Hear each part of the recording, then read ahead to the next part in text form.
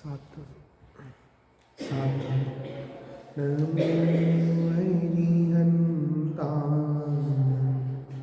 नमो सीताडं नमो आयनियाणं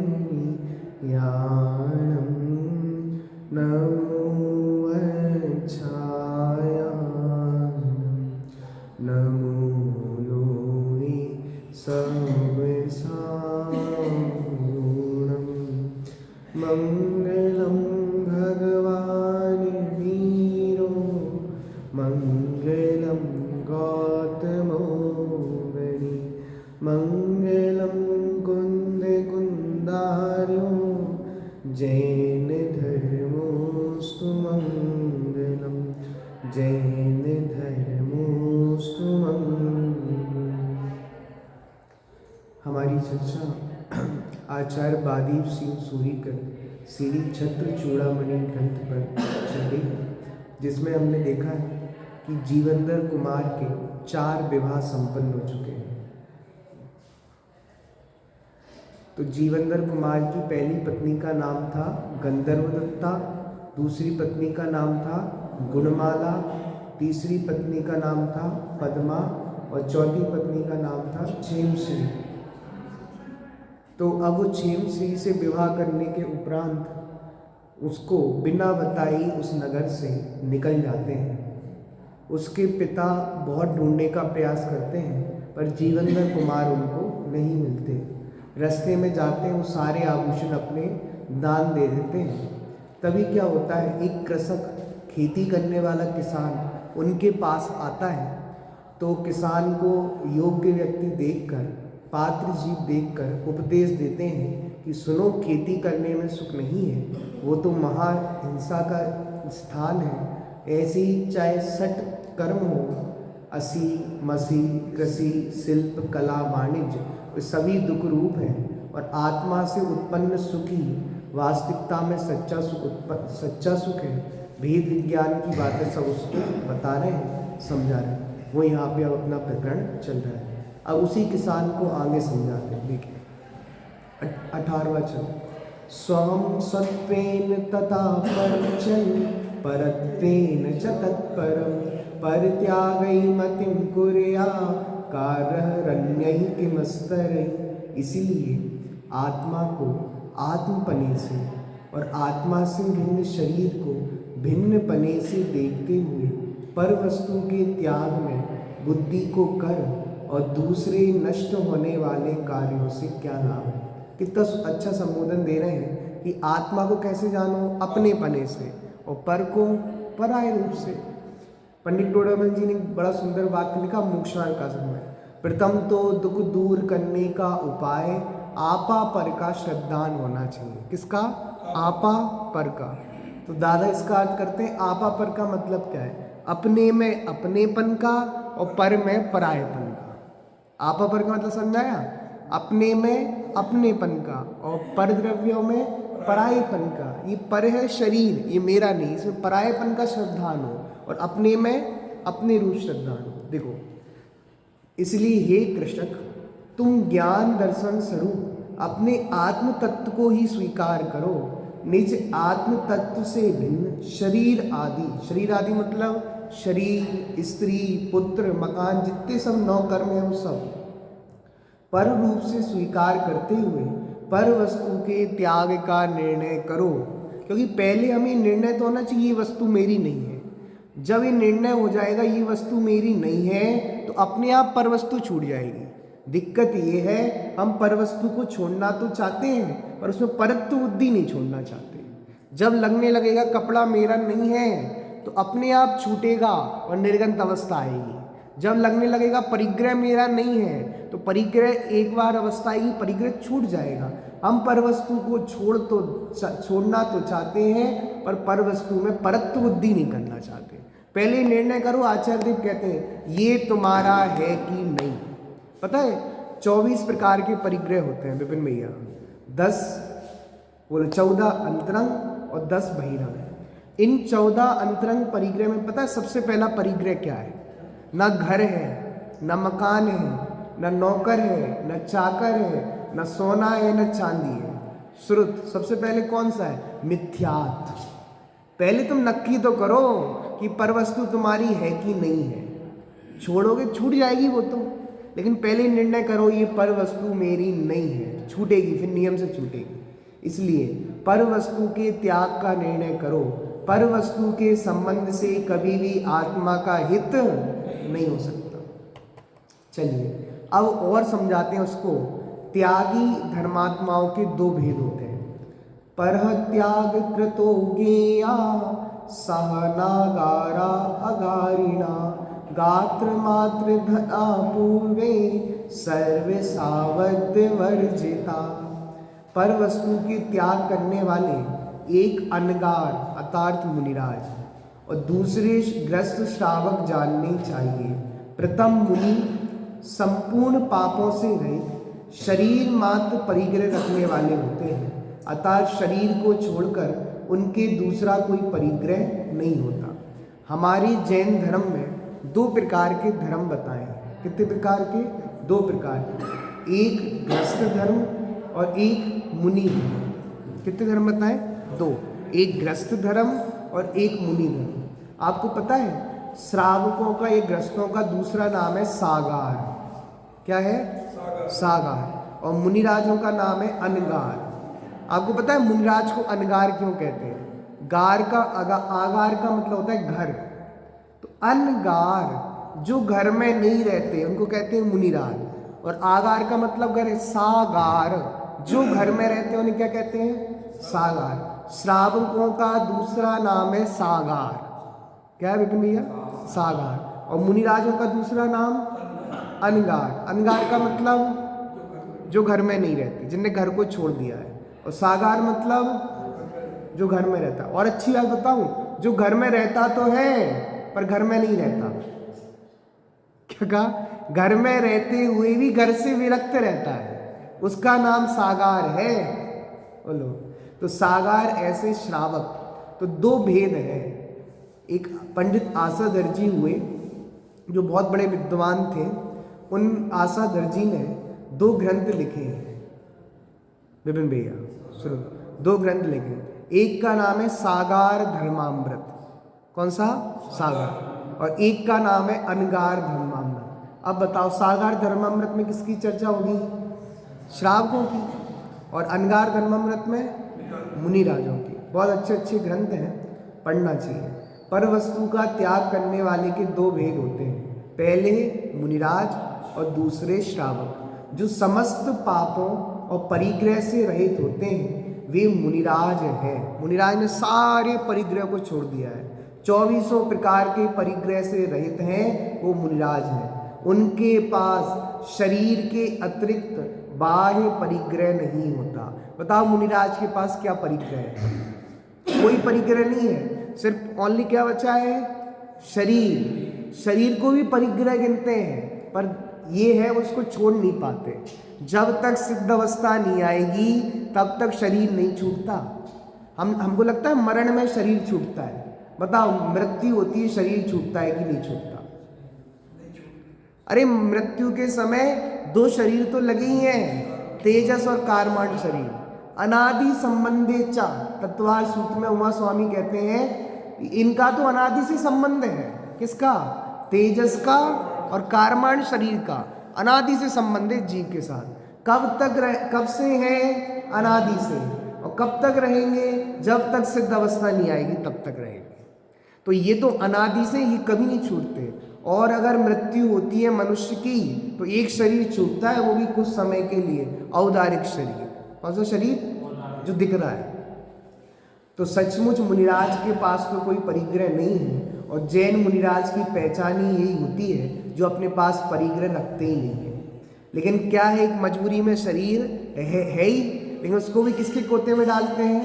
परिग्रह के कोते में। देखो मुनिराज के पास अहिंसा का उपकरण पिच्ची और शुद्धि का साधन कमंडल और ज्ञान का सहायक शास्त्री होता है, फिर भी इन वस्तुओं के प्रति उनकी आसक्ति नाम मात्र की भी नहीं रहती। कोई कहेगा भैया परिग्रह है मुनिराज के पास, पिच्ची है, कमंडलू है, शास्त्र है, तो कह रहे परिग्रह नहीं है। वो क्यों नहीं है? उसमें एकत्व बुद्धि नहीं। मूर्छा नहीं है। पता है परिग्रह किसको कहा हमारे आचार्य ने? आचार्य से पूछो, एक भिखारी है जिसके पास कुछ नहीं है, अब उसको वो परिग्रहवान है कि नहीं है? विपिन भैया, भिखारी है, कुछ नहीं उसके पास, कपड़े भी फटे हुए, बस कटोरा है मांगने के लिए पैसा, परिग्रहवान है कि नहीं है? क्यों? क्योंकि मूर्छा बैठी है। और चलो भिखारी के पास तो कुछ है ही, ये त्रियंच गति के जीवों के पास क्या है? कपड़े भी नहीं है। देखो सर्दी का समय, बोलो कपड़े तक पहनने नहीं है, ना कोई कटोरा है, कुछ नहीं है, फिर भी परिग्रहवान है कि नहीं है? क्यों है? क्योंकि मूर्छा है। इसलिए हमारे जैन आचार्य कहते हैं मूर्छा परिग्रह। फिर तो ऐसा होना चाहिए था, अगर मूर्छा परिग्रह नहीं होता, बाहर का परिग्रह होता, तो त्रियंच गति के जीव मरकर कभी नरक नहीं जाते। त्रियंच गति के जीव मर के नरक जाते हैं कि नहीं जाते? जाते हैं। इसका मतलब ये है उनके पास बाहर में कोई परिग्रह नहीं दिखे, लेकिन अंतर में क्या बैठी है? मूर्छा। इसलिए आचार्य ने ममत्व बुद्धि को परिग्रह कहा और मुनिराज को इन पिच्ची से, कमंडलू से, ग्रंथ से किसी भी प्रकार की मूर्छा नहीं होती। फिर भी इन वस्तुओं के प्रति उनकी आसक्ति नाम मात्र की भी नहीं रहती। कोई पिच्ची चोरी कर ले, कोई कमंडलू चोरी कर ले, कोई आसक्ति ले जाओ, क्योंकि कोई इन्हें उठाकर भी ले जाए तो वे मना। कोई कहे महाराज आपकी पिच्ची दे दो, हमें झाड़ू लगानी है घर को, बढ़िया लग रही है झाड़ू बोलो मना करेंगे कि नहीं मानेंगे? ले जाओ। कोई एकत्व में तो बुद्धि नहीं है। अब मुनि धर्म धारण करना सबके बस की बात नहीं है। दो तरह के उपदेश दे रहे हैं। उस किसान है, कुछ जानता नहीं धर्म के बारे में, उसका सुनो। धर्म दो प्रकार का होता है, एक मुनि धर्म, एक श्रावक धर्म। लेकिन मुनि धर्म सबके बस की बात नहीं है। हर कोई मुनि बन जाए ऐसा संभव नहीं। मुनि बना तो कोई उत्कृष्ट चीज है, हर कोई धारण नहीं कर पाता। जिसको देखो मूलोत्तराधिकांबोणम तम न सत्तो ही तद्गुणा नाहि वारण्य पर्याणम वर्तुम शक्तो वनायुजा। निश्चय से तुम मूल गुण और उत्तर गुण रूप मुनिराजों के व्रतों को धारण करने के लिए समर्थ नहीं हो। उस किसान से क्या कहना है? तुम्हारी अवस्था ऐसी नहीं है कि तुम अभी मुनि बन सको। निश्चय से पारसी देश का सवारी का श्वेत घोड़ा भी हाथी के पलान के भार को धारण करने के लिए समर्थ। बताओ, कहीं का भी घोड़ा ले आओ और हाथी के भार को वहन कर पाएगा कि नहीं कर पाएगा? नहीं कर पाएगा। कितनी अच्छी नीति दी। देखो, हे कृषक, जैसे घोड़ों में सर्वाधिक शक्तिशाली घोड़ा भी उतना वजन नहीं ढो सकता जितना हाथी ढो सकता। अब पता नहीं, पहले तो हाथी से पावर नापते थे किसी की, कोटि बट श्रीवाल। कितने हाथियों की शक्ति इनमें, करोड़ों हाथियों की शक्ति। अब हॉर्स पावर चल गया, वजन घट रहा है। कितनी हॉर्स पावर की बैटरी है? हाथी से क्यों नहीं नाप रहे वजन? बोलो, पहले गिनती होती है ना कितने बलवान है, कि इतने हाथियों की शक्ति है इनमें, उससे नापा जाता था। आजकल हॉर्स पावर से नापने लगे। लेकिन सुनो, जो पावर हॉर्स में है, घोड़े में है, उससे ज़्यादा पावर हाथी में होती है। जितना वजन घोड़ा ले पाता है, उससे ज़्यादा वजन कौन लेने में समर्थ है? हाथी। उसी प्रकार तुम जैसे बलिष्ठ कृषक भी उन व्रतों को धारण नहीं कर सकते जिन व्रतों को मुनिराज धारण करते। तुम्हारी शक्ति नहीं है अभी मुनिराज बनने की। तो भैया, जिसकी मुनिराज बनने की शक्ति नहीं है, तो उसे कोई मार्ग नहीं है क्या हमारे जैन दर्शन में? सब मार्ग है हमारे यहाँ। हमारा जैन दर्शन सबके लिए है, कोई भी आ जाए। जैन चरणानुग इतना अच्छा है, इतना सुंदर है कि कोई कहे कि मुझे कौवे के मांस का अकेला त्याग करना है, तो आचार्य कहेंगे वो ही कर दो, उससे धर्मात्मा हो जाओगे। उससे प्रशंसा की गई। अन्य मांसों का त्याग नहीं किया था उसने, सिर्फ कौवे के मांस का त्याग किया और उस प्रतिज्ञा को आमरण जीवन पर्यंत निभाया। उसकी प्रशंसा की प्रथमानी हो, क्योंकि प्रथमानी में तो की है कथा के माध्यम से, लेकिन चरणानी कितना सुंदर है हमारा। वो कहता है कुछ भी नियम लो, पर लो तो सही। अगर तुम मुनि नहीं बन सकते तो श्रावक बन जाओ। तो कृषक से कह रहे हैं, भले ही तुम बहुत हष्ट पुष्ट हो, शक्तिशाली हो, पर मुनि जीवन का भार वहन नहीं कर सकते, तो अल्प शक्ति का धारक श्रावक होते हैं। अस्त्वं मधुनः धर्मं ग्रहाण गृह मेदिना नाहि आरूढमधिश्रेणिं योग पद्येन पार्यते। इसीलिए इस समय तुम गृहस्थों के धर्म को स्वीकार करो। किसको स्वीकार करो? गृहस्थों को। निश्चय से एक ही साथ ऊंची नसेनी पर आरोहण करने के लिए कोई भी समर्थ नहीं है। नसेनी चढ़ना है, जीने चढ़ना है, 10 जीने हैं तो एक साथ ही 10 जीने चढ़ जाएंगे क्या? क्रम क्रम से चढ़ना पड़ेगा ना। ऐसी अभी तुम्हारी सामर्थ्य मुनि बनने की नहीं है, तो तुम कौन से व्रत धारण करो? श्रावकों के व्रत धारण करो। देखो, साधारण मनुष्य जीना अथवा नसैनी के बीच की सीढ़ियों को छोड़कर एकदम ऊपर नहीं चढ़ सकता, पार करनी पड़ती है। सीढ़ियों पर क्रम पूर्वक ही चढ़ा जाता है। इसलिए इस समय तुम श्रावक धर्म को ही स्वीकार करो।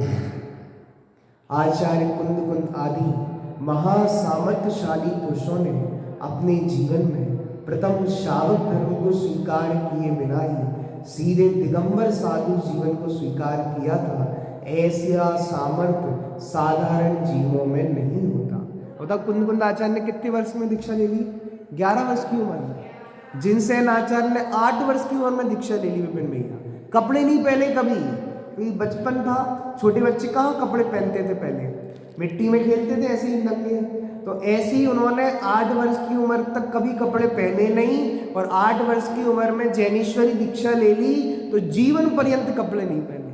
जिनसेन आचार्य बोलो, इतने सुंदर महापुरुष हुए तो उनकी शक्तिशाली थे, सामर्थ्यशाली थे। उनने डायरेक्ट मुनि धर्म अंगीकार किया, लेकिन हर व्यक्ति इतना सामर्थ्यशाली नहीं होता।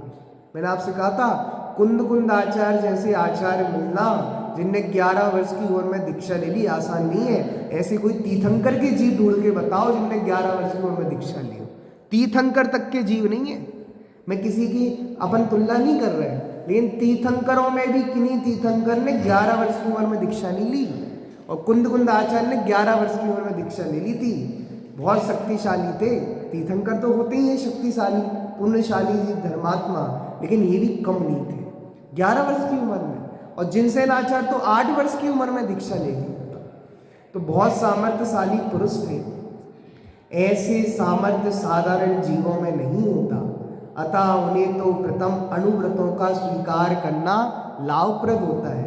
इस प्रकार जीवनधर कुमार ने कृषक को सुखी होने की उपाय की शिक्षा दी। लेकिन सुनना, उपदेश तो पहले किसका दिया? मुनि धर्म का। ये नियम है श्रुत। पुरुषार्थ सिद्धि उपाय में आचार्य अमृतचंद ने कहा कि कोई व्यक्ति आपके पास आए तो सबसे पहले मुनि बनने का उपदेश देना। क्या बनने का? क्यों देना? बोलो, हम उसको श्रावक को उपदेश क्यों नहीं दे पहले? अगर उसकी मुनि बनने की भावना हुई और तुमने उसको श्रावक के उपदेश दे दिए, तुमने तो उसका घाटा कर दिया। उसकी भावना तो मुनि बनने की थी। अगर वो कहे, पहले उपदेश तो किसका देना? मुनि बनने का। अगर वो मुनि बने को धारण नहीं कर सके, कहे मेरी सामर्थ्य नहीं है, तो फिर श्रावक पने का उपदेश देना। पर उपदेश का क्रम तो क्या है? सबसे पहले उत्कृष्ट तो मुनि धर्म का ही उपदेश देना। इनने भी वही किया। देखो, श्रावक का स्वरूप। अब श्रावक कैसा होता है? जैनी श्रावक कैसा होता है? सुनो, वैसे श्रावक के बारे में आपने सुना होगा। 3 शब्द है इसमें। श्रा मतलब श्रद्धावान, बा मतलब विवेकवान, और का मतलब क्रियावान। विपिन भैया कितने शब्द हैं? 3। श्रा व क। श्रा मतलब श्रद्धावान, और बा मतलब विवेकवान, और का मतलब क्रियावान। चलो, त्रिचतु पंच वियुक्ता गुणा शिक्षा गुणैर्वृत्तै तत्त्वधीरुचि संपन्नः सावध्यः गृहमेदिना। क्रम से 3, 4, 5 गुणव्रत, शिक्षाव्रत और अनुव्रतों से सहित सम्यक ज्ञान और सम्यक दर्शन से संपन्न कुछ दोष सहित श्रावक व्रतधारी होते हैं। देखो, श्रावक के हमारे यहाँ 12 व्रत कहे हैं। कितने व्रत कहे हैं? 12। देखो कौन कौन से? जो सम्यक दर्शन एवं सम्यक ज्ञान सहित होकर 5 अनुव्रत, 5 3 गुणव्रत, कितने गुणव्रत और 4 शिक्षाव्रत के धारक, 4 शिक्षाव्रत के धारक तथा किंचित पाप में प्रवृत्ति सहित है, उन्हें श्रावक कहते हैं। सबसे पहले करो, अनुव्रत किसको कहते हैं? बोलो, आपको पता है अनुव्रत का मतलब क्या? बड़ा सुंदर मतलब है अनुव्रत। अणु का मतलब छोटा, पता है अनुव्रत का मतलब छोटे व्रत होते हैं। हमें लगता है अनुव्रत अनुव्रत अनुव्रतधारी, अनुव्रत ना बहुत छोटे, बहुत छोटे। हमारे आचार्य ने कहा तुम मुनि नहीं बन सकते तो कोई दिक्कत नहीं, श्रावक बन जाओ। और हम श्रावक बना के बड़े व्रत नहीं दे रहे, महाव्रत नहीं दे रहे, कौन से व्रत दे रहे? अनुव्रत, बिल्कुल छोटे अनुव्रत। तो 5 अनुव्रत होते हैं, 3 गुणव्रत होते हैं। कितने होते हैं? गुणव्रत का मतलब क्या होता है? जो अनुव्रतों में गुण उत्पन्न करते हैं। क्या उत्पन्न करते हैं? गुण, और अच्छे कर देते हैं उनको कहते हैं गुणव्रत। और 4 शिक्षाव्रत होते हैं। कितने होते हैं? शिक्षाव्रत का मतलब होता है जो मुनि बनने की शिक्षा दे। शिक्षाव्रत का मतलब जो मुनि बनने की शिक्षा देते हैं उन्हें शिक्षाव्रत करते हैं। तो टोटल कितने व्रत हो गए? 5 अनुव्रत, 3 गुणव्रत और 4 शिक्षा। देखिए आगम ग्रंथों में श्रावक की विभिन्न परिभाषाएं मिलती हैं। वर्तमान युग में तो मात्र जैन कुलोत्पन्न मनुष्य को ही श्रावक कहते हैं। मतलब वर्तमान युग तो कहता है कि आपने जैन कुल में जन्म ले लिया तो आप श्रावक हो गए। जैन कुल में जन्म लेने से श्रावक कहता है। कौन सा नियोग? वर्तमान युग। कर्णानी युग में सम्यक दर्शन सहित चतुर्थ गुणस्थानवर्ती व्रत रहित जीव को श्रावक कहते हैं। कर्णानी युग में किसको श्रावक कहते हैं? जिसने सम्यक दर्शन प्राप्त कर लिया है। क्या प्राप्त कर लिया है? सम्यक दर्शन, उसको श्रावक कहते हैं। और सुनो, सम्यक दर्शन एवं 2 कसाय के चौगली के अभाव पूर्वक व्यक्ति वीतराग परिणति वाले व्रती को भी श्रावक कहते हैं। और अष्टमूल गुण के धारक जीव को भी श्रावक कहते हैं। पता है नॉर्मल श्रावक को तो हमारे यहाँ कहा है आप ज़्यादा कुछ मत करो, ज़्यादा कुछ मत करो, पर कितना? अष्टमूल गुणों का पालन करो। कितने मूल गुणों का? 8 मूल गुणों का पालन करो। बताओ मुनिराजों के लिए 28 दिए, कितने दिए? 28। और हमारे लिए कितने दिए? 8। क्योंकि आचार्य देव कहीं ना कहीं से हमको धर्म से जोड़ना चाहते हैं कि तुम कहीं ना कहीं कैसे ना कैसे जुड़ जाओ, कुछ ले लो। बोलो, वर्तमान युग तो कहता है जो व्यक्ति एक भी नियम लेता है वो श्रावक हो जाता है। बोलो, जिस पूर्वा भील ने कौवे का मांस का त्याग कर दिया, वर्तमान युग कहता है वो श्रावक बन गया। और जिस भील ने अष्टमी चतुर्दशी के पर्व में फांसी नहीं लगाने का नियम ले लिया, वो यमपाल चांडाल, वो भी कौन हो गया? श्रावक हो गया। वर्तमान युग तो कहता है एक भी नियम लो श्रावक बन गए। प्रशंसा करता है वर्तमान युग एक छोटे से छोटे नियम की। देखो, आत्मानुभूति सहित मनुष्य या त्रियंच को भी श्रावक कहते हैं। हमारे यहाँ तो त्रियंच को भी श्रावक का है। बताओ कोई त्रियंच है? स्वयंभू रमण समुद्र में असंख्यात पंचम गुणस्थानवर्ती जीव है। कितने? हमारा जो मध्य लोक है उसमें सबसे अंतिम समुद्र है कौन सा? स्वयंभू रमण समुद्र। उसमें असंख्यात पंचम गुणस्थानवर्ती जीव है, असंख्यात श्रावक है। श्रावक, बोलो, कल्पना करो श्रावक शब्द सुन के कितना बहुमान आता है। देखो, सम्यक दर्शन की शास्त्रों में अनेक परिभाषाएं मिलती है। जैसे रत्नकर्ण शाब्काचार्य में सच्चे देव शास्त्र गुरु के श्रद्धान को सम्यक दर्शन कहा है। सम्यक दर्शन की सब जगह कैसी परिभाषा मिलती है? अलग अलग। रत्नकर्ण शाब्काचार्य में किसको सम्यक दर्शन कहा है? देवशास्त्र विषय। तत्वार सूत्र ग्रंथ के प्रथम अध्याय के दूसरे सूत्र में 7 तत्वों की सच्ची श्रद्धा का नाम सम्यक दर्शन का है। सूत्र क्या है? तत्वार्थ श्रद्धानम सम्यक दर्शन। तीसरा, आपा पर के श्रद्धान को भी सम्यक दर्शन कहा है। समय सार वगैरह में 6 डाला की तीसरी ढाल में पर द्रव्यों से भिन्न अपनी आत्मा की श्रद्धा करने को सम्यक दर्शन कहा है। पर द्रव्य ते भिन्न आप में रुचि सम्यक भला है। मोक्ष मार्ग प्रकाशक के 8वें अधिकार में जिन जिन जीवों को शंका कांचादि नहीं हुए उनको सम्यक कहा है। शंका कांचादि दोष है ना, शंका कांचा विचिकित्सा 8 दोष है। समय सार कलश क्रमांक 6 में पर से भिन्न निज आत्मा के श्रद्धान को सम्यक दर्शन कहा है। पुरुषार्थ सिद्धि उपाय के श्लोक क्रमांक में एक आत्मा के श्लोक क्रमांक 216 में एक आत्मा के निश्चय श्रद्धान को सम्यक दर्शन कहा है। सम्यक ज्ञान की देखो, सम्यक ज्ञान की भी अलग अलग परिभाषा, सम्यक ज्ञान की भी शास्त्रों में अनेक परिभाषाएं मिलती है। सम्यक दर्शन सहित ज्ञान को क्या कहते हैं? सम्यक ज्ञान। सम्यक देखो वो लिखा, या ही प्रतीत जुग कछुक ज्ञान सो दुखदायक अज्ञान ज्ञान। मतलब मिथ्यात्व के साथ जो ज्ञान होगा वो कैसा ज्ञान होगा?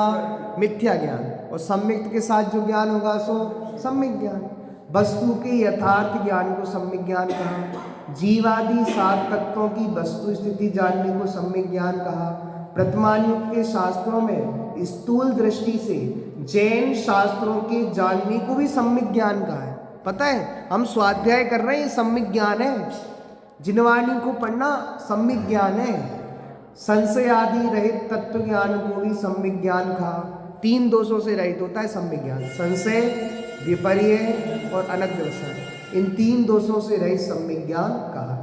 अब देखिए, श्रावकों के अष्टमूल गुणों का कथन करते हैं। अब वो किसान है भोला वाला, उसने कहा आप कि भैया श्रावक किसे कहते हैं? आपने बता दिया 12 व्रत होते हैं और उसको बता रहे कि अब उनको समझ में नहीं है। हमें तो दे दो कुछ नियम, हमको तो कुछ नियम दे दो। आप बहुत ज्ञानी पुरुष लग रहे हो, तो एक बार समझा दे उसको।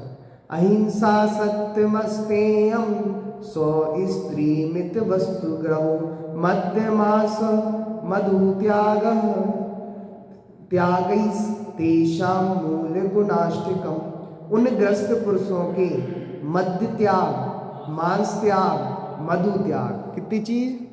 इनको 3 मकार कहते हैं। क्यों कहते हैं मकार? क्योंकि तीनों शब्दों के आगे क्या है? मा मा मा। तो 3 मकार, मध्य, मांस, मधु। हिंसा ना करना मतलब अहिंसा। सत्य बोलना, चोरी नहीं करना मतलब अचौर्य। स्वस्त्री संतोष अर्थात स्वस्त्री संतोष मतलब ब्रह्मचर्यानुव्रत। और परिमित वस्तु का संग्रह, ये 8 मूल गुण कहलाते हैं। बताओ, हमने बचपन में 8 मूल गुण कौन कौन से पढ़े हैं? 5 उदुम्बर फल का त्याग और 3 ये गलत लिख दिया फिर इनने, क्यों विपिन भैया?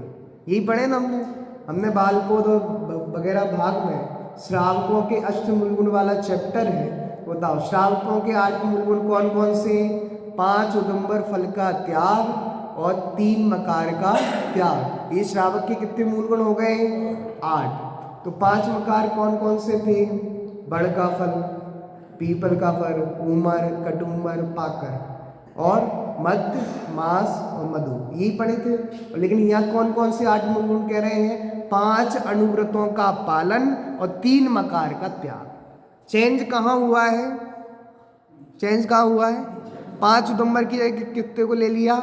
5 अनुव्रतों को। देखो, सल्लाह मध्य, मांस, मधु का त्याग, स्थूल हिंसा के त्याग रूप अहिंसानुव्रत, स्थूल असत्य के त्याग रूप सत्यानुव्रत, स्थूल चोरी के त्याग रूप अचौर्यानुव्रत, स्वयदार संतोष रूप ब्रह्मचर्यानुव्रत और सीमित परिग्रह रखने रूप परिग्रह परिमाणानुव्रत। ये श्रावक के 8 मूल गुण हैं। कितने मूल गुण हैं?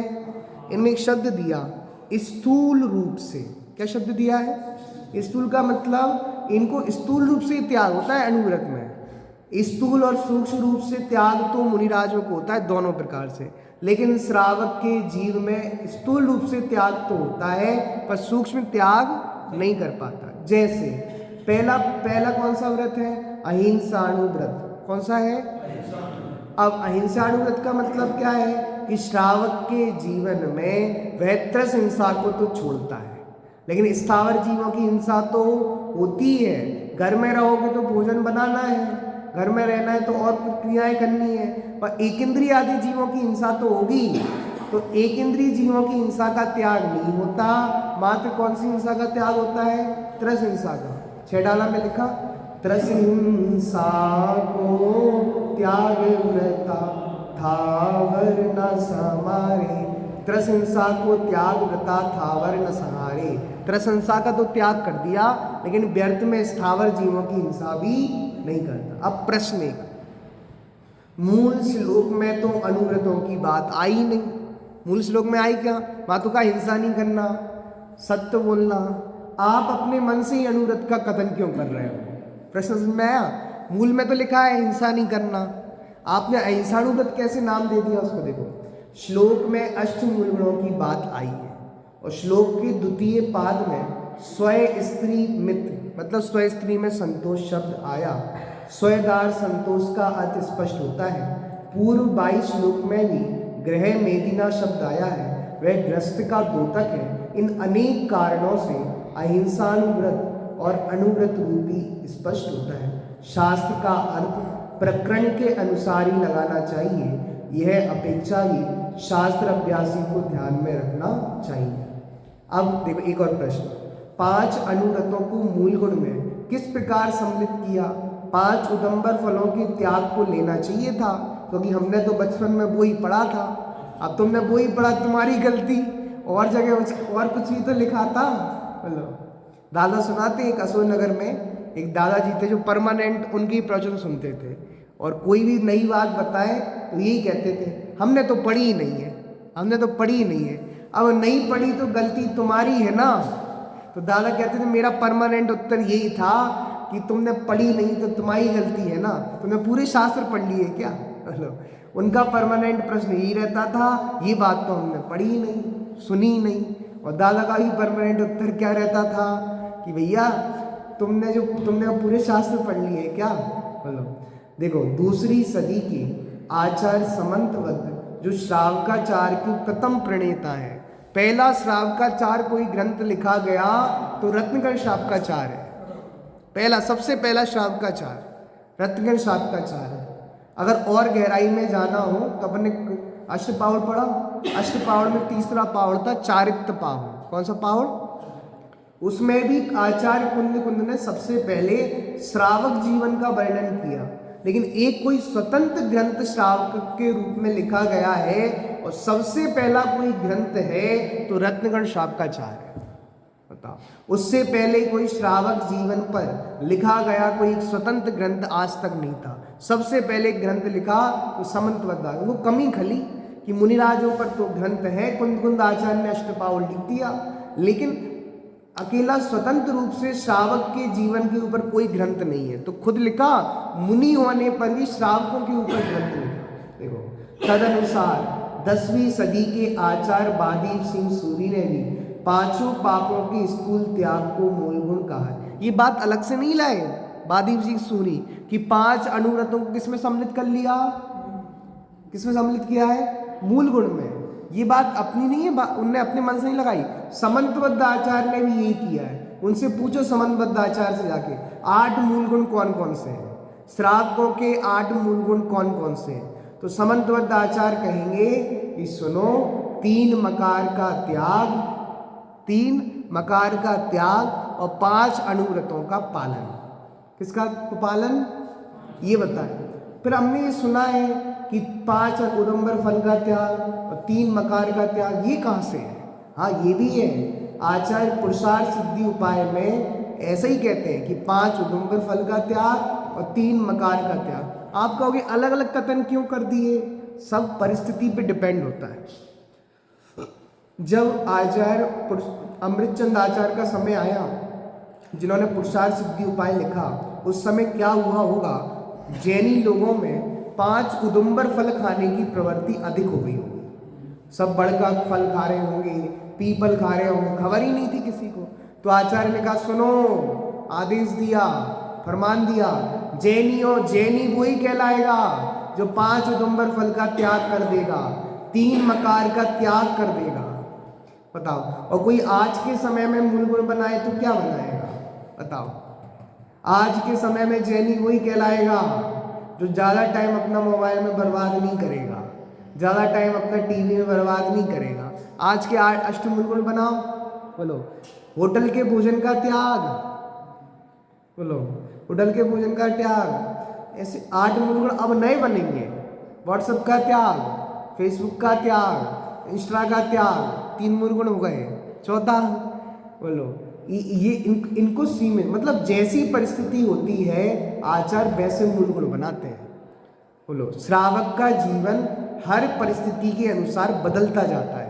आज जो परिस्थितियां हैं तो अष्टमूल मूल गुण आज के हिसाब से होना चाहिए। किसके हिसाब? अब बोलो 5 उदुम्बर फल हम जानते ही नहीं है कौन से, देखे ही नहीं है। बोलो, पहले लोग जानते थे, खाते थे, इसलिए आचार्य ने उनका त्याग कराया। अब लोगों में होटल का भोजन करने की प्रवृत्ति बढ़ गई है, अब लोगों में अन्य प्रवृत्ति बहुत बढ़ गई है, जिनसे जीव धर्म से दूर हो रहा है। अब कोई आचार्य या कोई विद्वान अष्टमूल गुण बनाएंगे तो यही बनाएंगे। क्या बनाएंगे? होटल के भोजन का त्याग, अवक्ष भक्षण का त्याग, रात्रि भोजन का त्याग और मोबाइल का त्याग, मतलब कम से कम मोबाइल चलाना। इस तरह के नियम बनना चाहिए, तभी वो श्रावक कहलाएगा। मूल गुण मतलब उसको धर्म से जोड़ के रखना है, उसे श्रावक बनाए रखना है। इस तरह से अब एक प्रश्न, अनुव्रत किसे कहते हैं? हिंसा, असत्य, चोरी, कुशील और परिग्रह, इन 5 पापों के एक देख आंशिक त्याग को अनुव्रत कहते हैं। इस तरह अपना ये अनुव्रत की उनको शिक्षा दी है। गुणव्रत और शिक्षा व्रत का स्वरूप अपन कर लेंगे। चलिए, सहजानंद